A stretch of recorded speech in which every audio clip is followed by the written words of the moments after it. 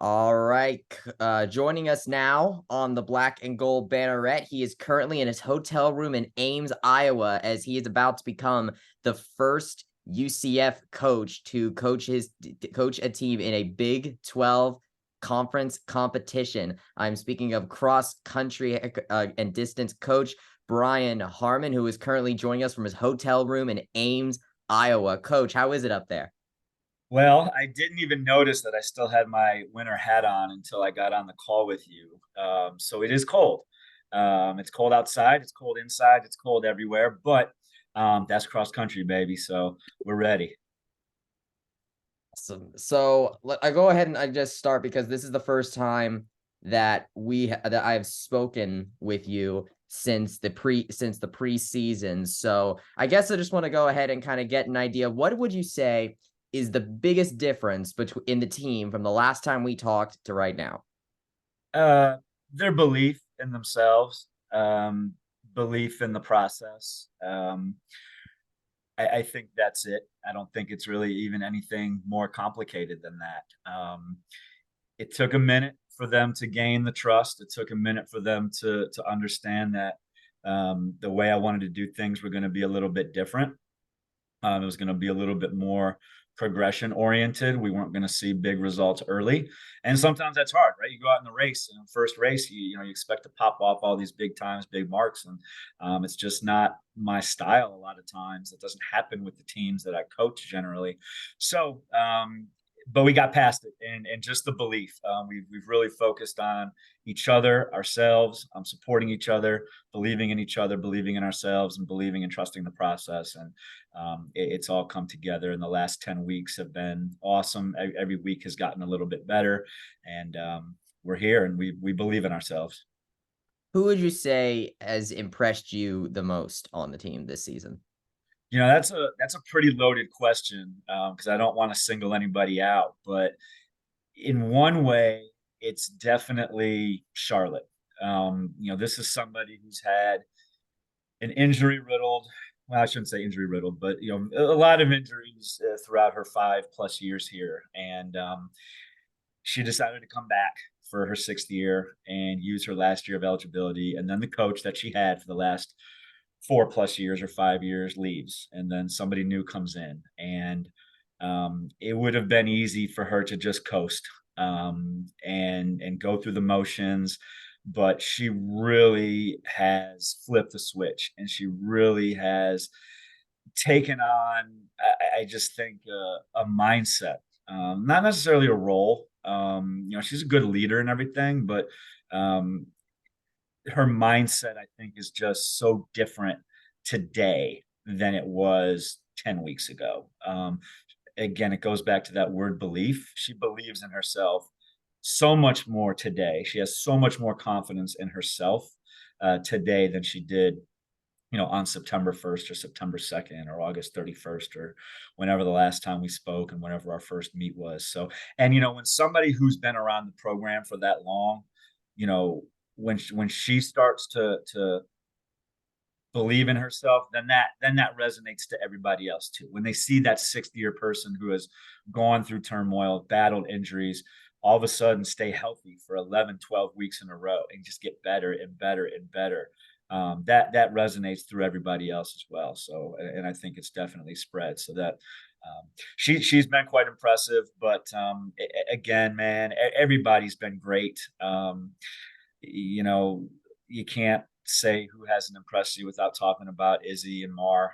They've been number 1 and 2 for us every race this year. So obviously they've been impressive. I think last race out at A&M, they were the 8th and 10th best performers of all time for the program. Over 6K. So, obviously a program that's been around for, the last, whatever, 35, 40 years or whatever it's been.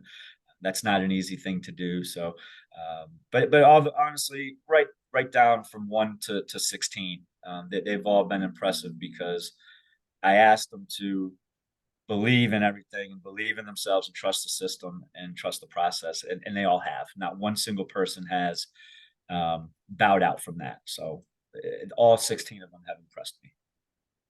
Speaking of that Texas A&M invite. I noticed a lot of runners got their 6K personal bests in that game. Hey, I mean, Isabella Richardson even added her name onto the like top 15 6K runners, like 6K runners right there. So I wanted to just ask, how much did Texas A&M really help build up maybe the team's confidence, or maybe your confidence in them going into this 6K in the Big 12 championship?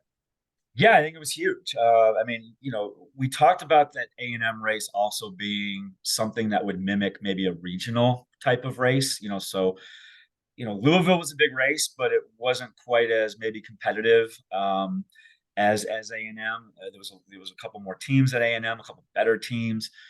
So we kind of looked at it as, hey, like the championship season starts now. Let's not wait until the Big 12s to start thinking about what a championship is supposed to feel like, what a championship is supposed to be like, what it's supposed to look like. That this is championship now. Let's mimic this today. So yeah, they went out there and obviously they had confidence in themselves prior to that race, or they wouldn't have run as well as they did. But I think it has to go deeper than that.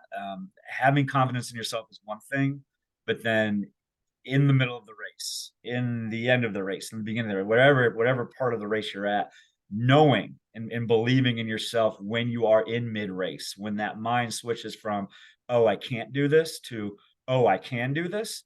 That's the kicker. That's when the light bulb goes off, and the light bulb went off for a lot of people in that race. And yeah, I mean, I think we're keeping the same mindset and the same attitude going into tomorrow as we have all season, focusing on ourselves, believing in ourselves, worrying about ourselves. We're not worried about any other team tomorrow. We're worried about going out there and being as tough as we can possibly be for 21, 22 minutes.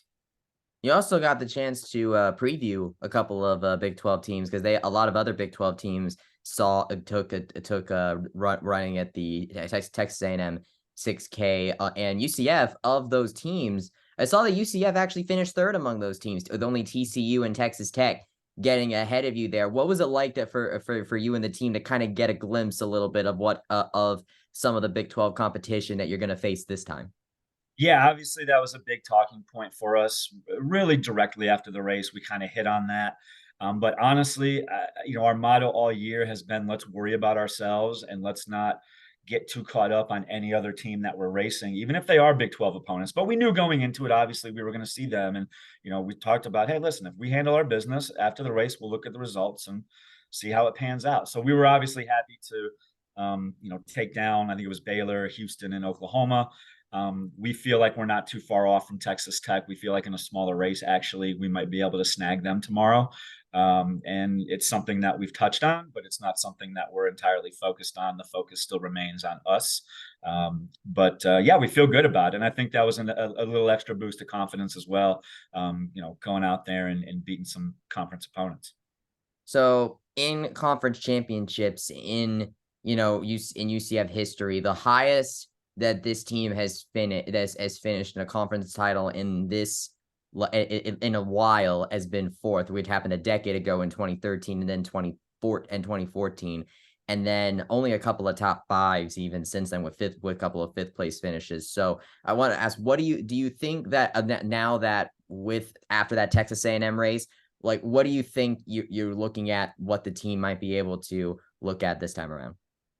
Yeah, after our practice this morning, I even touched on it with the ladies. When you look at the Big 12, it's probably a 3 to 4 team race out front, right? You've got BYU, you got Oklahoma State, you got Iowa State, and then you probably throw West Virginia in there as a solid number 4 school. But after that, it's pretty wide open, and I don't want you to misconstrue that by saying, "Oh, coach said he could go out and get fifth." That's not what I'm saying. But what I'm saying is that there's just a lot of variance after that. And I was honest with him. I said, ladies, we could run great tomorrow. We could run fantastic, and we could finish sixth. We could run fantastic, and we could finish last. That's how good the Big 12 is when it comes to distance running and cross country. There's going to be multiple All-Americans on the cross country course, on the track. running in that race tomorrow. This is an opportunity to run against some of the best competition in the entire country. And I think that's kind of the mindset we're going into. So, we know that it's going to be jumbled. We know that there's going to be 6, 7 teams that could go one way or another. And it's going to probably come down to who's toughest between 4K and 5K. Who has just a little bit more in them, who doesn't let the weather get the best of them, who's just a little bit tougher. And every single point I think is going to be pretty impactful tomorrow. Speaking of that course, did you get a chance to go out and preview the course out there in Ames this week yet? Yeah, we just got back a couple minutes ago, about an hour ago. Yeah, it's a great course. Iowa State has a rich tradition in cross country, so it's no surprise that the course is right there on campus. It's well maintained. It's well kept. It's a true cross country course. It rolls. There's some ups and downs. There's no major hills because it is Iowa, but it rolls for sure. And there's some nice long straightaways, so positioning will be important. We've talked about positioning a little bit. We talk about positioning almost every race, but yeah, it's a beautiful course, and it's a course that's designed to handle the weather that we're facing. So we got a little bit of rain last night, but the course was in pretty good condition this morning.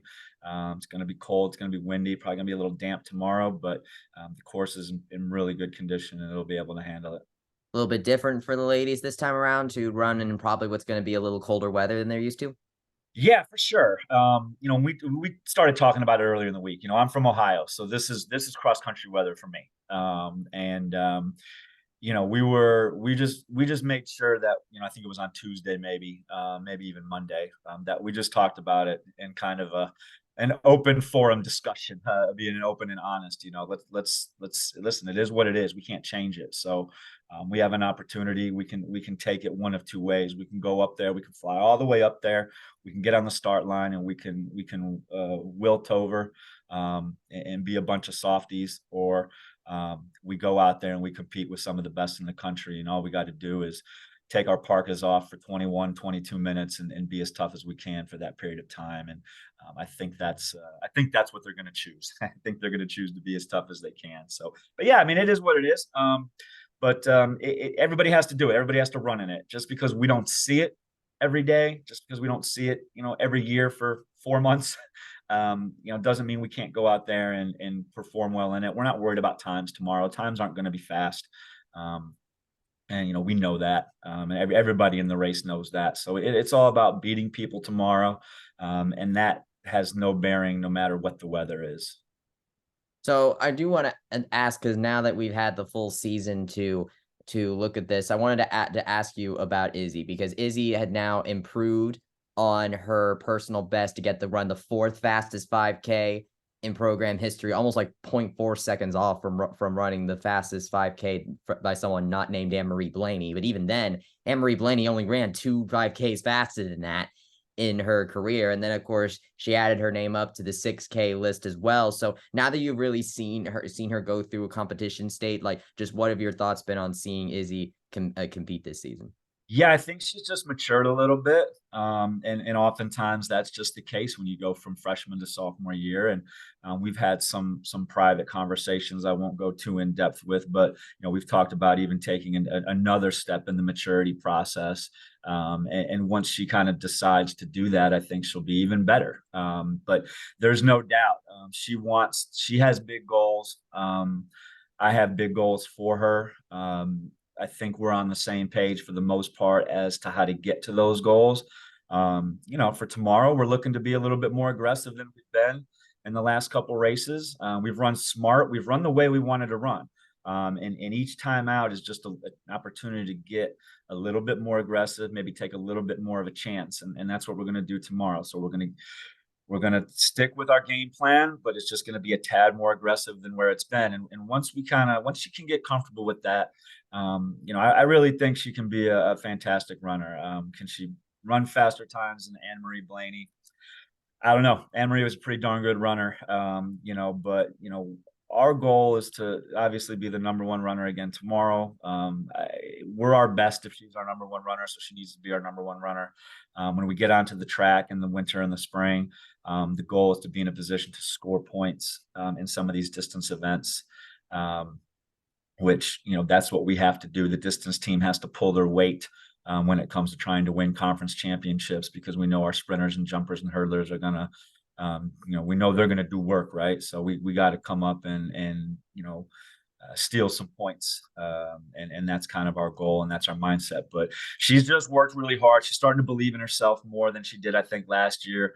I think she put a lot of pressure on herself last year. I see just a more bubbly, a more happy. She's laughing all the time, and so you can just tell her comfortability level, I think, is just at a much higher level than it was last year. And I think that's what has allowed her really to kind of take a little bit of a next step. But we're looking for more than that even. You also have Mariana coming in with in her final, her senior year. What would you say is the biggest thing you noticed out of her this season? What do you think kind of got her to really make this extra jump in her last year? Yeah, that's a good question. I don't know, because I haven't been here, right? So this is my first time working, obviously, with all these kids. But Mariana's something.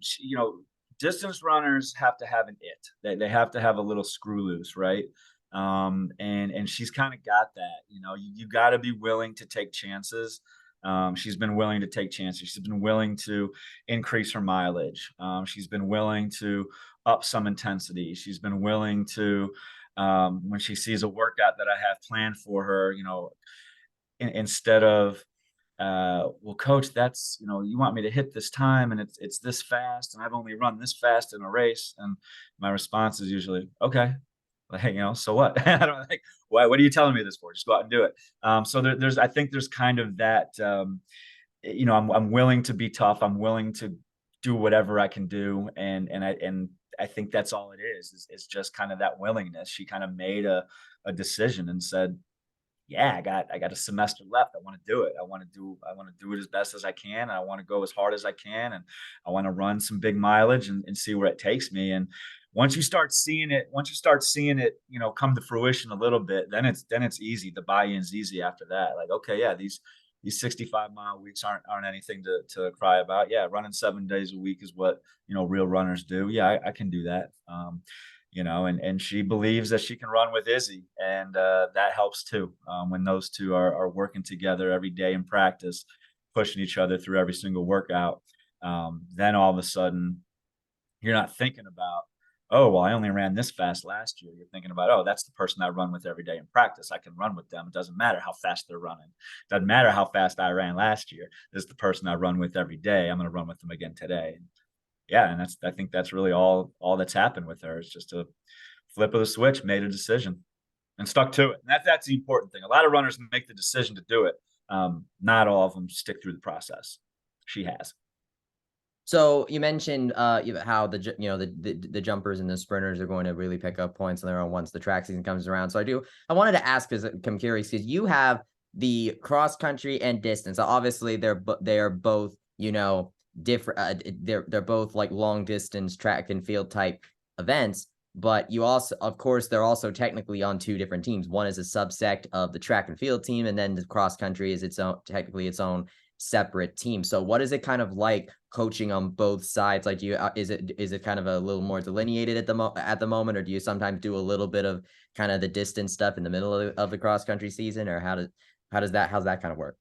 Now we keep them pretty separated. I mean, right now, outside of a couple of the middle distance girls that aren't on our travel roster for this week, we're pretty much just focused on cross country, and then we'll kind of take a full reset after the season, after the regional meet in 2 weeks, and take I always call it the physical and mental break. I think that's the big part of it. And we'll kind of let the body recover, let the mind recover, and then we'll pick back up and we'll really start to change that focus and really, kind of change gears, if you will, and put the emphasis on, what we want to start to try to accomplish throughout the indoor season and how we want to carry that over through the outdoor season. So, I mean, we work out on the track on occasion during the cross country season, but, we're not sitting there having conversations or, doing a workout that's saying, "Oh, hey, you know what? We're gonna do this workout because it'll get you ready for January." Nah, it's full cross country mode. It's full 6K mode right now, and when we finish up in 2 weeks, then we'll make that transition. What's the biggest thing that you have learned in this first season as head coach of this program? Whew, putting me on the spot, Bryson. The thing I've learned, I think it's that when you have an athletic department that can offer the things that we can offer to our student athletes, um, you have a choice. You can take advantage of them, and you can get yourself better, and you can maximize your potential, or you can take advantage of them and not. And I think we see a lot of student athletes, probably across many teams, come in and see the fancy space uniforms and the blue stuff, and get all the gear, and take all the shakes and the smoothies and the fueling station and all this stuff, and use the underwater treadmills and all these things, but they're not using them, and they're not taking advantage for the right reasons. And I think that's part of the reason that we've had some of the success that we've had. We've got a really great trainer working with us this year in Denali. We've got a really great strength and conditioning coach working with us this year in April. It's just been great to work with those people who take pride in what they do. And we work as a team, and when that happens, you see what we're doing. These are the results of when those three entities can work together, hand in hand. And that's probably it right there. And you hate to see those kids who come in, and they just don't want to use those resources to get themselves better. They use them to get lazy instead. And it's just a shame, but I'm happy because I think we have 16 girls on this cross country roster that take advantage to the fullest.